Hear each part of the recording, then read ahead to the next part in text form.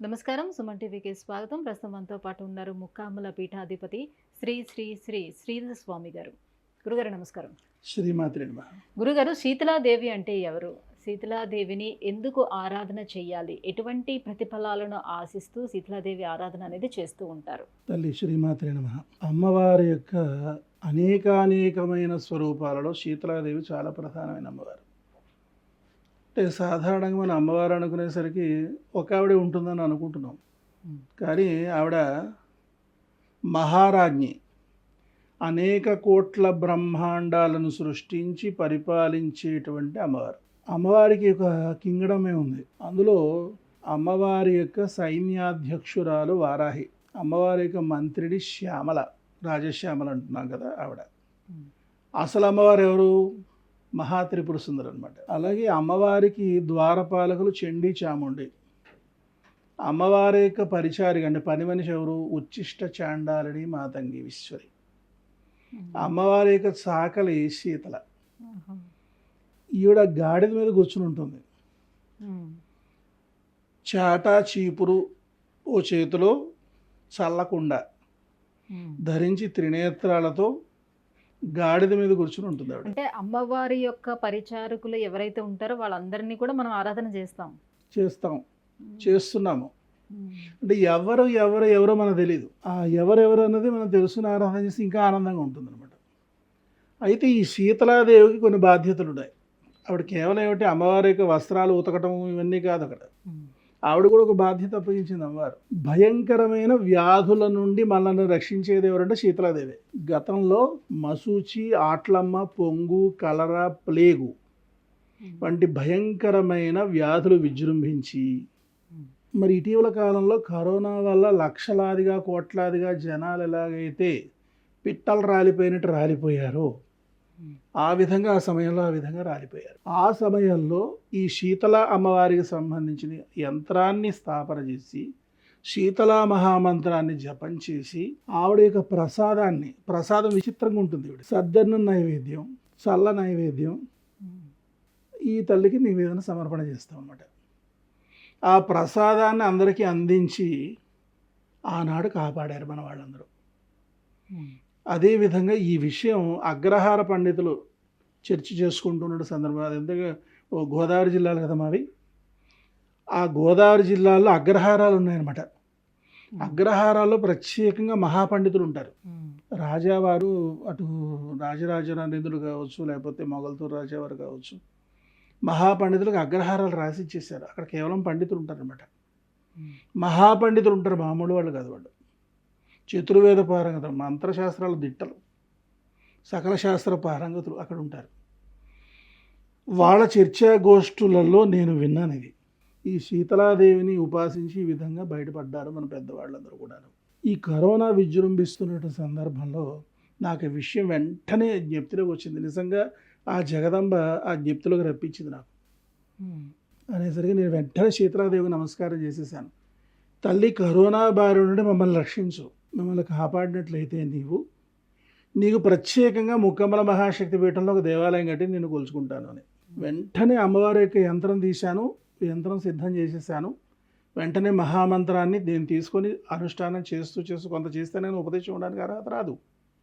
గబగబా అందరికీ కూడా వాట్సాప్ ఇవన్నీ ఉండడం చేత అందరికీ పంపేశాను. మన వాళ్ళందరికీ ప్రత్యేకంగా నేనే 3 కోట్లు జపం చేశాను కరోనా సమయంలో శీతల మంత్రాన్ని. అందరూ కొన్ని కోట్లాదిగా ఈ శీతల మంత్రం జపం చేసేసారు. అనేకమైన శీతల హోమాలు చేయించడంతో మనం రక్షింపబడ్డాం. ఇక్కడ విశేషం ఏంటంటే ముక్కమ్మల మహాక్షేత్రంలో ఫస్ట్ వేవ్ అనేది అసలు ఎంటర్ అవ్వాల. సెకండ్ వేవ్ ఎంటర్ అయింది చాప కింద నీరులాగా.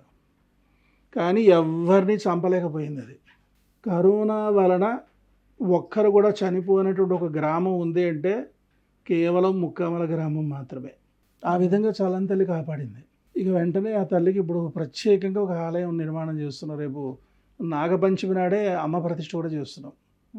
ఆగస్టు 7, 8, 9 త్రయానిక దీక్షగా 6.5 అడుగులు రాతి విగ్రహం కృష్ణశిల కంచి నుంచి శిల తెప్పించి రాజమహేంద్రలో ఆ శిల్పాన్ని చెక్కిస్తున్నాం.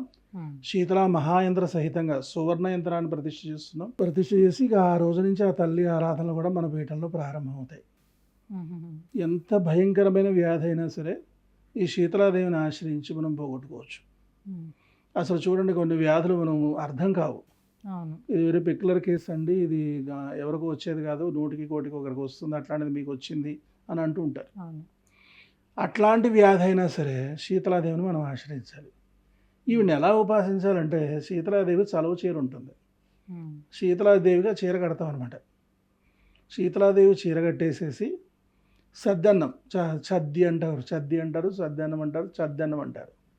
ఒక మట్టి కుండలో బియ్యం పోసేసి ఉడికించి దానిలో పాలు పోసి తోడుపెట్టి ఉల్లిపాయలు, పచ్చిమిరపకాయలు, కరివేపాకు ఇవన్నీ వేసేసి మూత పెట్టేస్తారు. అది తెల్లవారేసరికి అది తోడుకుపోతుంది, పెరుగన్నం అయిపోతుంది. అలాగే పల్చటి మజ్జిగ, పసుపు, తర్వాత అట్లా మిరియపు గింజలు, కరివేపాకు ఇవన్నీ వేసి చల్ల కూడా తయారు చేస్తారు. అమ్మవారి చక్కగా ఆరాధన చేసేసి ఇవి నైవేద్యం పెట్టేస్తారు. ఆ చలువ చీర కట్టుకోవాలి.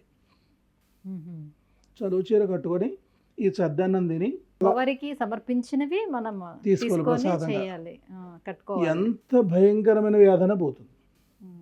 అంత మహిమ శీతలాదేవికి ఉంది. శీతలామ్మవారి దేవాలయం కాశీలో కూడా ఉంది. శీతలాదేవి ఆలయాలు మన ప్రాంతంలో, తెలుగు రాష్ట్రాల్లో బహు తక్కువ.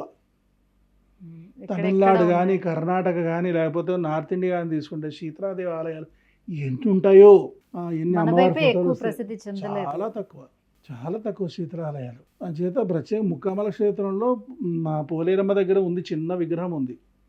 మేము జైపూర్కి వెళ్ళాము, 276 విగ్రహాలు ఒకే ముహూర్తంలో ప్రతిష్ఠ చేశాము ముక్కామల క్షేత్రంలో. అప్పుడు వెళ్ళినప్పుడు మా పశువుల డాక్టర్ గారు గాడిద మీద అమ్మవారు కూర్చుంటే, ఎవరండి అమ్మవారు అని అడిగారు ఆయన. ఇవి శీతలాదేవి అని చెప్పి మీకు చెప్పిన విషయం అంతా చెప్పాను. చిన్న విగ్రహం నేను తెచ్చుకుంటాను, ఈ విగ్రహాలతో పాటు నేను కూడా ప్రతిష్ఠ చేసుకుంటాను, పర్మిషన్ ఇస్తారా గురువు గారు అన్న. దానికేం భాగ్యం, తీసుకురండి అన్న. ఒక చిన్న విగ్రహం తెచ్చారు. క్షేత్రపాలికి మహంకాళి పోలేరమ్మ సన్నిధానంలో ఆయనే కూర్చోబెట్టారు. ఇంత బుజ్జి తల్లి కరోనా నుంచి కాపాడింది మమ్మల్ని అందరినీ. అంత మహిమ శీతలాదేవికి ఉంది. అంచేత నువ్వు చిన్నగా ఉండద్దు తల్లి, పెద్దగా ఉండి మమ్మల్ని ఇంకా విశేషంగా కాపాడు. ముక్కబల మహాశక్తి పీఠాన్ని ఆశ్రయించిన వాడు అందరినీ రక్షించు, దేశాన్ని రక్షించు, లోకాన్ని రక్షించు, వ్యాధుల బారి నుండి కాపాడు అని చెప్పి ఆ తల్లి ప్రతిష్ఠ మనం చేసుకుంటున్నాం. 7, 8, 9 తారీఖు 7, 8, 9 ఆగస్టు నాగపంచమి నాడే ప్రతిష్ఠ. ఆ నాగపంచమి నాడు చాలా విశేషంగా ముక్కామాలు చేరుకుంటారు. మా నాగప్రతిష్ఠలు ఉంటాయి. మానసాదేవికి కొన్ని వందల వేల లీటర్లతో పాలాభిషేకం జరుగుతుంది. అలాగే మరి ఇంకా కాలసర్పదోషం పూర్ణశాంతులు చేయించుకుంటారు. వందలాదిగా వేలాదిగా భక్తాదులు క్షేత్రాన్ని చేరుకుంటారు అన్నమాట. అదే శుభ సందర్భంలో ఆ చల్లని తల్లిని కూడా కూర్చోబెడతారు. చాలా మంచిది గురువుగారు. అమ్మా, మొత్తానికి అంతుపట్టని వ్యాధులతోటి బాధపడుతున్న వాళ్ళు ఎవరైనా సరే కూడా శీతలాదేవి ఆరాధన చేస్తే ఖచ్చితంగా వాళ్ళకి రిజల్ట్ అనేది కనిపిస్తుంది. ఖచ్చితంగా ఉంటుందండి. వాళ్ళందరూ రక్షింపబడతారు, కాపాడబడతారు, వ్యాధుల బారి నుండి ఉపశమనాన్ని పొందుతారు. అంత మహిమ తల్లికి ఉంది. నేనే ప్రత్యక్ష నిదర్శనం. అదే. ధన్యవాదాలు గురుగారు. తల్లి శ్రీమాత్రే నమః.